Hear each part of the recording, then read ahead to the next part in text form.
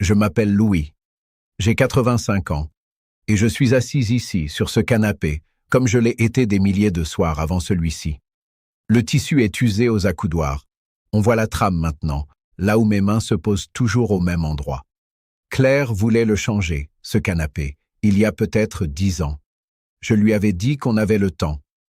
On a toujours l'impression qu'on a le temps.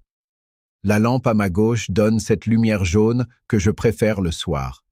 Pas trop forte, juste assez pour que la pièce ait l'air vivante. L'horloge, là sur le mur, elle fait son bruit régulier. Tac, tac, tac. Ça m'a longtemps agacé, ce bruit. Maintenant, je le cherche, le soir, quand la maison est silencieuse. C'est rassurant, un son qui continue. Je voulais vous parler ce soir de quelque chose que j'ai mis du temps à comprendre. Quelque chose sur le fait d'être père. Pas le genre de père qu'on voit dans les films, avec des grandes déclarations et des larmes au bon moment. Non. Le genre de père ordinaire que j'ai été, avec mes qualités ordinaires et mes silences ordinaires. Quand mon fils Marc avait 6 ans, il courait dans ce salon avec un avion en plastique rouge. Il faisait le bruit lui-même, avec la bouche. Vroom! Et il tournait autour de la table basse comme si rien d'autre n'existait dans le monde. Et Sophie, sa petite sœur, elle le suivait en riant. Elle ne savait pas pourquoi elle riait. Elle riait parce que son frère riait. C'est comme ça entre enfants. Je les regardais depuis ce canapé. Déjà depuis ce canapé. Je me souviens de m'être dit, voilà, c'est ça, la vie. Pas une pensée très originale, mais c'était sincère. J'avais cet homme de 38 ans que j'étais, avec ma chemise du dimanche et ma tasse de café un peu froid, et je regardais mes 2 enfants tourner dans ce salon. Et je pensais que ces moments-là ne finiraient jamais. C'est ça, la grande illusion d'un père.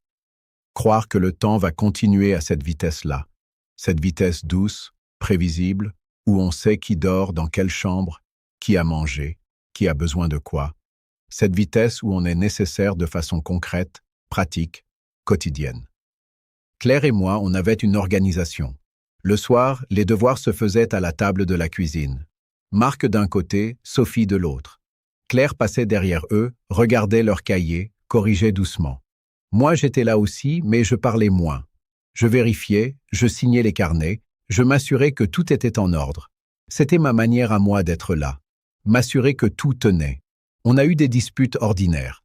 Des soirs où Marc ne voulait pas finir son assiette. Des matins où Sophie pleurait pour une raison qu'on ne comprenait pas bien.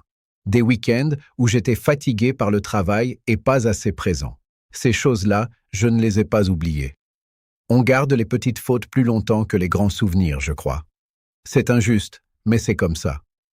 Le dimanche, on mangeait tous ensemble. C'était notre règle, pas négociable. Le dimanche, on était une famille autour d'une table, même si la semaine nous avait éparpillés. Ces repas-là, ils m'ont l'air plus importants maintenant qu'ils ne l'étaient à l'époque.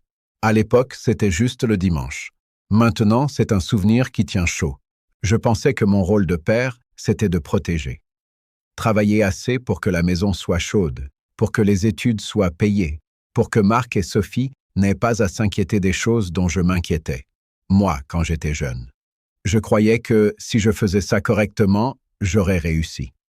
Ce que je n'avais pas compris encore, et j'allais mettre du temps à le comprendre, c'est que protéger ses enfants, ce n'est pas les retenir, c'est leur donner assez de solidité pour partir. Les années ont passé. C'est une phrase simple, mais quand on la prononce à 85 ans, elle a un poids différent. Les années ont passé, et mes enfants ont grandi plus vite que je ne l'avais imaginé. Pas brutalement, doucement, tellement doucement que je ne le voyais pas pendant que ça se produisait. Et puis un jour, Marc devait avoir une 30aine d'années, je l'ai entendu parler avec assurance à un collègue, au téléphone. Je ne me souviens plus de ce qu'il disait exactement. Mais c'était la voix d'un homme, posé, direct, sans chercher l'approbation de personne. La voix de quelqu'un qui sait ce qu'il fait. Je suis resté immobile dans le couloir. Ce n'était pas de la tristesse. Je ne saurais pas dire exactement ce que c'était. Quelque chose entre la fierté et la surprise. La surprise de voir que le petit garçon à l'avion en plastique avait disparu pour laisser la place à quelqu'un que je respectais. Quelqu'un que j'aurais voulu connaître, même si je n'avais pas été son père. Sophie, elle, était devenue forte d'une autre façon. Plus discrète que son frère, mais avec une clarté dans ses choix qui me frappait. Elle n'hésitait pas longtemps. Elle décidait et elle avançait. Je me souviens de m'être demandé d'où elle tenait ça. Et puis j'ai pensé à Claire, qui était pareille, décidée sans être dure, solide, sans faire de bruit. Claire me disait parfois le soir quand les enfants dormaient, « Tu travailles beaucoup, Louis. Ralentis un peu. Ils grandissent vite. » Elle avait raison. Elle avait presque toujours raison sur ces choses-là. Moi, je répondais qu'on avait le temps. Toujours cette même phrase. On a le temps. Ce que j'ai compris, trop lentement, mais je l'ai compris, c'est que les valeurs que portent Marc et Sophie aujourd'hui ne viennent pas seulement de ce que je leur ai dit. Elles viennent aussi de ce que j'ai fait sans parler, de la constance, du fait d'être là, régulièrement, sans drama, de la manière dont je traitais leur mère, de la manière dont je tenais mes engagements, même les petits. Les enfants ne retiennent pas les discours, ils retiennent les comportements. Mes silences ont parlé aussi. Je ne le savais pas à l'époque. Les années ont continué à passer. Et j'ai commencé à remarquer que la maison devenait différente sans eux. Pas vide tout de suite. Différente d'abord, plus calme. Le soir, il n'y avait plus de bruit de pas dans l'escalier. Plus de portes qu'on ferme un peu trop fort. Plus de rires qui venaient de l'autre côté du couloir. Juste l'horloge. Tac, tac, tac. Et moi, assise ici, avec mes mains calleuses, posées sur ce tissu usé, qui commençait à comprendre que quelque chose avait changé, sans que personne ne soit parti brutalement. La vie avait simplement continué, comme elle le fait toujours, et mes enfants avaient continué avec elle. Une maison n'est pas silencieuse de la même façon selon les années. Il y a le silence du dimanche matin quand les enfants dorment encore et qu'on boit son café tranquillement. Un silence reposant, habité. Et il y a le silence de la maison quand vos enfants ont leur propre vie ailleurs, leur propre table, leur propre dimanche. Ce silence-là est différent. Il n'est pas lourd, non. Mais il a une texture particulière. On le reconnaît tout de suite, quand on l'a vécu. Je regarde la chambre de Marc, parfois.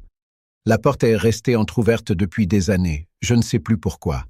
Il y a encore le bureau en bois sombre qu'on lui avait acheté pour le lycée. Une étagère avec quelques livres qu'il n'a pas emportés. Une lumière qui entre par le rideau qu'on n'a jamais changé.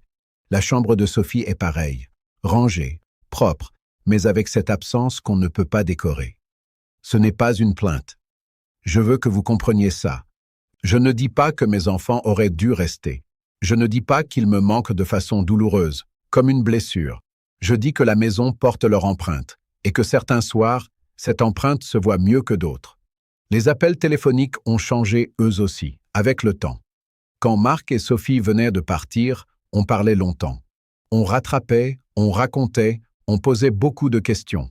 Et puis, progressivement, les appels sont devenus plus courts. Pas par manque d'amour. J'y ai réfléchi longuement et je suis convaincu que ce n'est pas ça. C'est simplement que leurs vies sont pleines.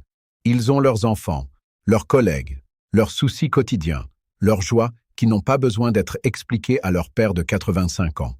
Ça, il faut l'accepter. Et l'accepter vraiment, pas juste en surface, pas juste avec les mots, mais quelque part dans la poitrine, là où on garde les choses qu'on ne dit pas. C'est un travail, cette acceptation. Un travail silencieux, qu'on fait seul, assis sur son canapé, le soir, avec la lampe jaune et le tic-tac de l'horloge. Marc appelle le dimanche en général, parfois le samedi. On parle de choses ordinaires, son travail, les nouvelles, ce que j'ai mangé. Il y a une légèreté dans ces conversations qui me touche. Il ne m'appelle pas par obligation. Il appelle parce qu'on s'aime, simplement, à la façon que nos vies permettent, maintenant. Sophie, elle, envoie parfois des messages dans la semaine. Une photo, une pensée. C'est sa manière à elle de dire « Je suis là, papa ». Et je la reçois comme telle. Et puis, il y a Élise. Élise, c'est ma petite fille, la fille de Marc. Elle a 7 ans. Et quand elle vient ici, ce qui n'arrive pas assez souvent, mais ce qui arrive, elle s'assoit parfois sur ce canapé à côté de moi et elle me demande des histoires. Pas des histoires inventées. Elle veut des histoires vraies. Comment c'était avant, papy? Est-ce que tu avais peur quand t'étais petit? Je la regarde et je vois quelque chose qui continue. C'est difficile à expliquer. On dit toujours que les grands-parents adorent leurs petits-enfants différemment. C'est vrai. Mais ce n'est pas complet comme explication. Ce que je ressens avec Élise, c'est quelque chose de doux et de détaché à la fois. Détaché dans le bon sens. Je n'ai plus cette responsabilité lourde du père qui doit construire, protéger, assurer. Je peux juste être là, lui tenir la main, lui répondre honnêtement, la regarder sans l'inquiétude constante que j'avais avec mes propres enfants. L'amour de grand-père, c'est un amour qui a appris à ne pas serrer trop fort. Un soir, c'était un soir d'automne. Je m'en souviens parce qu'il y avait cette odeur de pluie qui entrait par la fenêtre mal fermée. J'étais assis exactement ici avec une tasse de café que j'avais laissé refroidir sans y toucher. Et j'ai pensé à ce que j'aurais voulu prolonger. Pas les grandes décisions. Pas les moments importants qu'on photographie et qu'on encadre. Non, ce qui me manque, c'est la conversation du mardi soir, sans raison particulière. C'est Sophie qui s'asseyait sur le bord de la table de cuisine pour me raconter sa journée pendant que je rangeais mes affaires. C'est Marc qui posait sa tête sur mon épaule, brièvement, quand il était encore adolescent. Une seconde, pas plus, comme s'il avait eu honte juste après. Ce sont ces petites choses ordinaires que j'aurais pu prolonger, juste un peu. Rester une minute de plus à table, poser une question de plus, écouter encore, même quand j'étais fatigué. On ne sait pas, à l'époque, que ce sont les dernières fois. On ne sait jamais que c'est la dernière fois. Alors j'ai décidé ce soir-là de regarder l'éloignement de mes enfants autrement. Pas comme une perte, pas comme un échec, ni comme une ingratitude, mais comme une preuve. Si Marc vit pleinement, s'il élève Élise avec assurance, s'il prend ses décisions sans chercher constamment à m'appeler pour me demander quoi faire, c'est parce que quelque chose a fonctionné. Si Sophie avance dans sa vie avec cette clarté tranquille qui m'a toujours frappé, c'est parce qu'elle a reçu assez de solidité pour ne pas avoir besoin de moi à chaque carrefour. Ce n'est pas moi seul qui ai fait ça. Claire y était pour beaucoup, peut-être plus que moi, sur certaines choses. Mais j'étais là aussi, présent à ma façon, silencieuse et régulière. Et cette présence a laissé quelque chose. La réussite d'un père ne se voit pas dans la proximité. Elle se voit dans l'allure de ses enfants quand ils marchent sans vous. Je ne dis pas ça pour me féliciter. Je le dis parce que j'aurais eu besoin de l'entendre quand mes enfants commençaient à prendre leur distance et que je ne savais pas encore comment interpréter ce mouvement. Il y avait une solitude dans ces années-là que je n'avais pas anticipée. Une solitude d'un genre nouveau, pas désagréable en elle-même, mais étrange, celle d'un homme dont le rôle central est terminé et qui doit trouver comment exister autrement. Si vous êtes encore au milieu de ces années bruyantes, vous, celui qui regarde cette vidéo avec un enfant dans la maison, avec des cartables dans le couloir et des chaussures qui traînent près de la porte, ne supposez pas que ça durera toujours. Ce n'est pas une menace, c'est juste la vérité, dite calmement par quelqu'un qui est de l'autre côté. Prolongez les conversations ordinaires. Restez à table 2 minutes de plus. Posez une question même quand vous êtes fatigué. Pas parce que vous devez être un père parfait, mais parce que c'est ces 2 minutes-là, plus tard, dont vous vous souviendrez. L'horloge continue. Tac, tac, tac. Mes mains sont posées sur ce tissu usé, là où elles se posent toujours. Il y a une légère odeur de café dans la pièce. La lumière est jaune et douce, et la maison est calme, de ce silence qui a une texture que vous connaissez maintenant. Je m'assois encore ici la plupart des soirs, et je sais maintenant, avec la certitude tranquille qui vient avec les années, que si mes enfants marchent loin, c'est peut-être parce que je leur ai appris à marcher droit. C'est peut-être tout ce qu'un père peut espérer.